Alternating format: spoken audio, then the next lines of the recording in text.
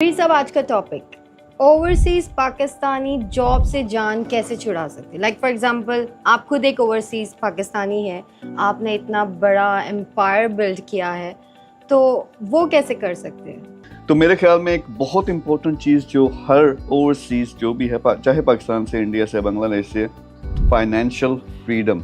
अब आप मुझे बताएं, फाइनेंशियल फ्रीडम पे बहुत ज़्यादा मैंने वीडियोस बनाई हैं। फाइनेंशियल फ्रीडम आपको पता है कि है क्या? जी मीर साहब, लाइक फाइनेंशियल फ्रीडम जो मैं समझी हूँ, इट्स लाइक आपके मंथली एक्सपेंसेस से ज़्यादा आप कमा रहे हो बट बिना काम किए, और जो भी आप करना चाहे ज़िंदगी में उसके लिए फ्रीडम हो।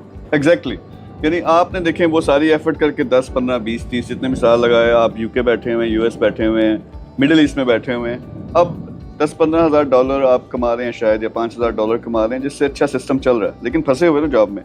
तो ऐसी सिचुएशन होना कि आपका 10, 15, 20 हज़ार डॉलर महीने का आ रहा है, जिसमें आपके सारे एक्सपेंसेस कवर हो रहे हैं, फिर इतनी सेविंग है कि आप अपना जो भी ड्रीम है, आपने दुनिया घूमनी थी, दुनिया घूम सकें, आपने जो कोठी बनाई हुई है जाके उसमें रह सकें, एंजॉय कर सकें लाइफ को। तो ये फाइनेंशियल फ्रीडम है। मैं इसमें बड़ा स्पेसिफिक हूँ कि अराउंड $10,000 आपको मंथली बगैर काम किए हुए पैसिव इनकम में आ रहा हो, और दूसरा कम से कम आपकी $1 मिलियन नेटवर्थ हो, यानी सेविंग्स में, प्रॉपर्टीज़ में जितना भी आपकी नेटवर्थ बढ़ती है वो $1 मिलियन से ज़्यादा हो। तो ये मेरी डेफिनेशन है फाइनेंशियल फ्रीडम की।